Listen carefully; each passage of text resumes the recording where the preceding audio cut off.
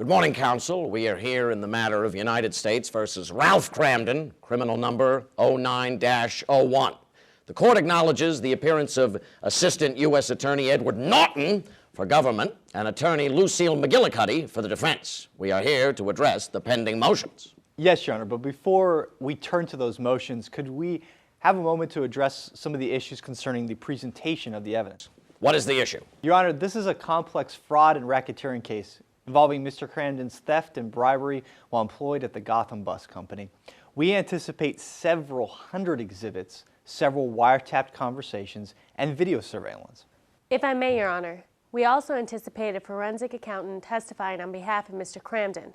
He will have an extensive documentary presentation to rebut the government's case. Very well. How do both of you propose to present such evidence? Your Honor, I realize your courtroom has certain technological limits, but Mr. Rizzo from the courtroom technology section of the U.S. Attorney's Office is prepared to outline how the government plans to present this evidence. This is my first time speaking in court, so I'm a bit nervous. I'm sorry. Well, like Mr. Norton was saying, we have loaded all of the government's evidence on a laptop here and plan to use a program called Trial Director. This will allow us to call up each exhibit and display it on several large flat panel televisions set up throughout the courtroom. Will you provide the same courtesy to Ms. McGillicuddy's client? Of course, Your Honor. She can give me a disc with her evidence, and I'll be happy to load it onto the system and display it for her at trial.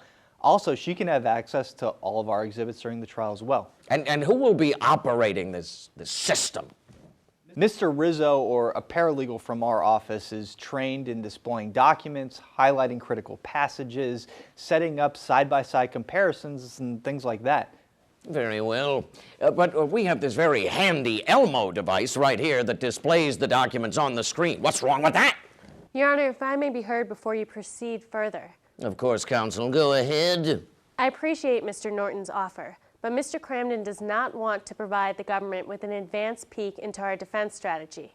In addition, he does not want to be dependent on the government to control the presentation of evidence. At the very least, this could give the jury an unnecessarily favorable impression of the government as the party in control of the evidence and the courtroom. Well, counsel, I can handle the control issue. How do you propose I resolve your other concerns? I mean, none of us want to return to the days of cardboard enlargements and those cumbersome jury books. Judge, I fail to see the issue. I would be happy to give only Mr. Rizzo pretrial access to the defense exhibits, if that helps. As for the Elmo, Your Honor, simply, it has its limitations. Worked well enough for me when I was trying cases. I understand that, Your Honor, but we can now do so much more with documents to help illustrate testimony for the jury and let them follow along as evidence is actually admitted. Again, Your Honor, the issue is much broader. I don't mean to keep interrupting, but there are bigger issues at play here. I request court funds to hire my own technology expert to arrange for presentation of my evidence. Well, I'm not sure where we would find such a person. Perhaps we could move the trial to another courtroom with the latest technological equipment. That is fine, Your Honor, and it would resolve part of the problem. Nevertheless, I am entitled to funds to pay a consultant to help Mr. Cramden present his case in a persuasive manner. As you know, today's juries are proficient in the use of computers and the internet. Students have been trained to learn visually. They no longer learn the way you did. The way we did when we were young. Good recovery, Miss McGillicuddy. I'm not as old as you may think. Judge, Mr. Cramden believes that it is essential to his defense that the complexities in this case be laid out in a persuasive manner consistent with modern computer technology. Your Honor, I agree with Ms. McGillicuddy, but there must be some sort of limit. I mean, what exactly is she proposing?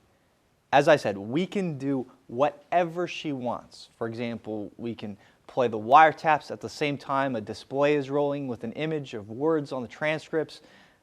We can highlight portions of any document she wants and even arrange for her to have internet access in the courtroom if that would make her happy. Your Honor, my position is very simple. I want my own version of Mr. Rizzo to assist me in highlighting the surveillance and audio tapes. I want Mr. Cramden to have his own consultant who can tailor a presentation that coordinates my examination, and arguments with computer images of the key evidence. In today's age, the Sixth Amendment affords Mr. Cramden such a right. I understand. I am confident we can make everyone happy. I will arrange the whole trial in one of the court's high-technology courtrooms. The clerk's office will provide training to both parties on the equipment and its features. Ms. McGillicuddy, I grant you an initial sum of $25,000 for a consultant to help you present your evidence, and I direct that he coordinate with the government so you're both using equipment compatible with the court's system. Judge, just one final point. In the past, when technology glitches have arisen at trial, we've had some issues with some of your colleagues on some of the delays that these glitches can cause in resolving them. What's your position if these glitches were to happen? Counsel, between Mr. Rizzo, the defense consultant, and the clerk's office, I am confident we can timely address any technological issues. If not, we can use the Elmo as a backup if more significant repairs are required.